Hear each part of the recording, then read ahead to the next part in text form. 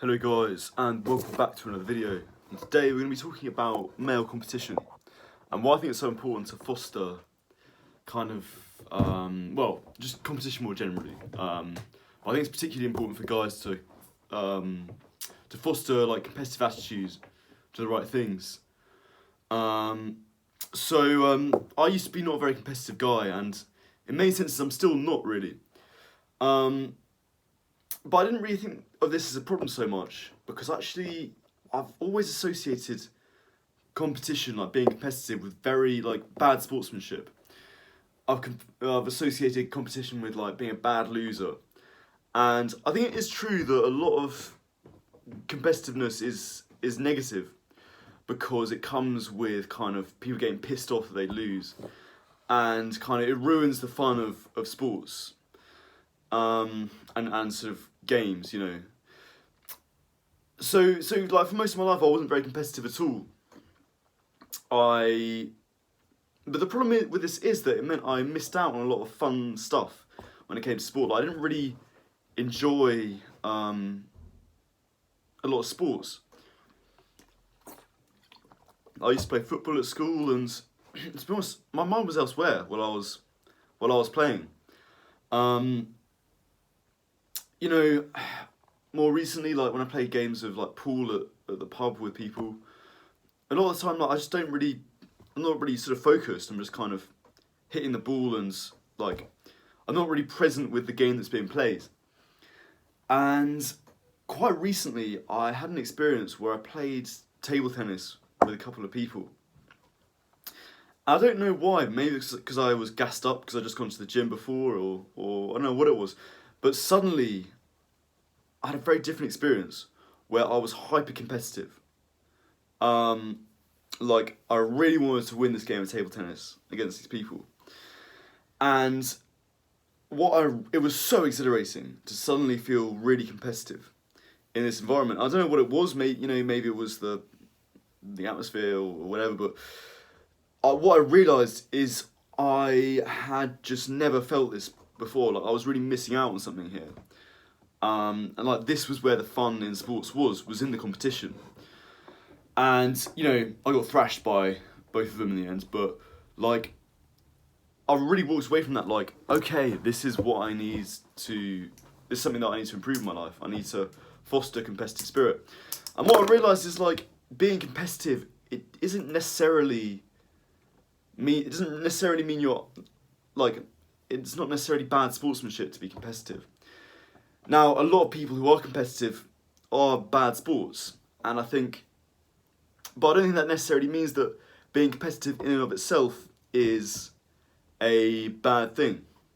Much like a fuckboy treats women really badly, he's still attractive to them, and so I think we need to do a similar thing with competition. Um, we need to take the positive things about being competitive, but not the negative things like just being a cunt afterwards if you lose. So anyway, I've had a big think about how to foster competitiveness if you're someone like me who's like not naturally very competitive. And sort of the first thing really to realise is that being competitive, it's a bit like being confident. It's not really a characteristic in the same way that being introverted or being extroverted is a characteristic. Although within there lies a tale. I mean, that's a whole other thing to get into. I have I'm skeptical about that as well.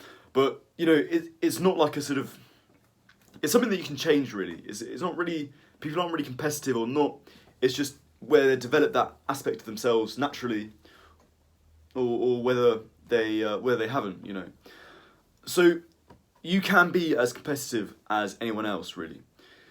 You just need to foster it in the correct way.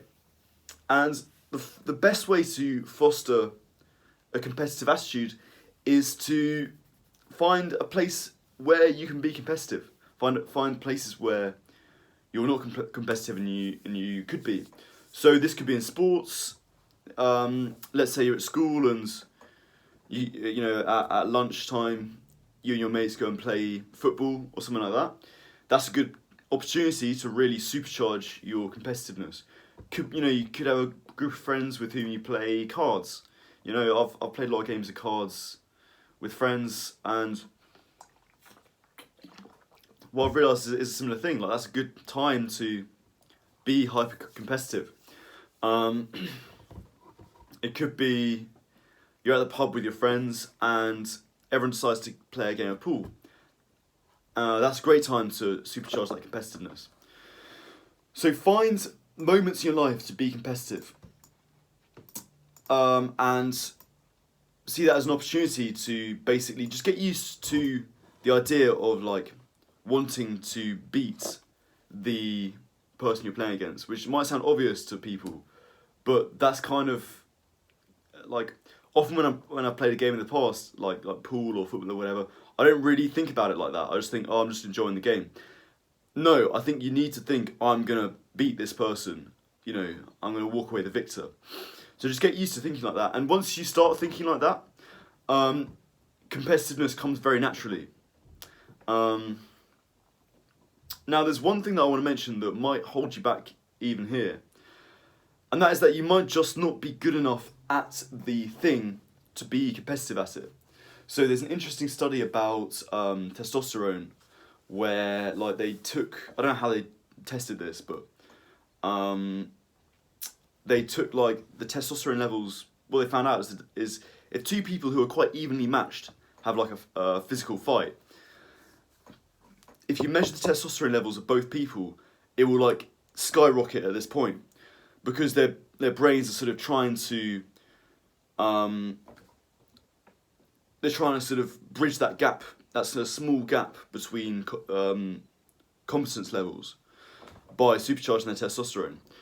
And meanwhile, if one guy is massively weaker than the other, like the other guy's just going to absolutely batter him, you'd think that the weaker guy would have massive testosterone levels as well. But no, what happens a lot of the time is the weaker guy's testosterone levels will go down. It will stop sort of competing, and it will go into defense mode, because this secures his body's realised that increasing his testosterone isn't going to help him. It's not going to keep him safe anymore. So he needs to decrease his testosterone and become sort of weaker to protect himself. And I think this illustrates what goes on a lot of the time in competition. And that is that you need to be quite good. You need to be sort of evenly matched between two people. And what I found when I tried to get competitive at like a game of pool or something with like some of my mates in a pub or something, is that a lot of the time I'm not good enough at the sport to really tap into that competition, because we're like not evenly enough matched. There's not enough question of me being able to win against them to tap into that competitiveness. So a good way to foster competitiveness is to get good at the things where you want to be competitive. So like, to take pool as an example, my sort of thing to do there is to like get better at playing pool. Practice at it more when I get the opportunity, and eventually I'll get to a level where I'm about equal, and the question of me beating them seems more realistic. And that's really where competition comes alive, is where there's kind of there's a small discrepancy between the skill level. And I think the same is also true, like if you get too good at something, then you're not going to tap into that competition if you play against someone who's really shit. So you want to find that sort of, you want to play against people who are about as good as you, is what I'm getting at. That's where the magic really happens. So yeah, just do things that get you good at it, like... Also, like, if you are, like, when I am playing pool now and the person's clearly better than me, I see it as practice. I see it as practice of getting better. So it's not, in that situation, I'm not tapping into competitiveness as much, but I am sort of taking it seriously. And that that taps into something a bit different, but it's still constructive. I know that ultimately it's constructive towards competitiveness. So yeah, I hope you guys have something to take away from this video. I think competition is really important. It's really important to be good. To be able to tap into that, like know how it feels, because it's really, there's something very sort of tribal about it. So yeah, hope you guys enjoyed this video, and I'll see you in the next one.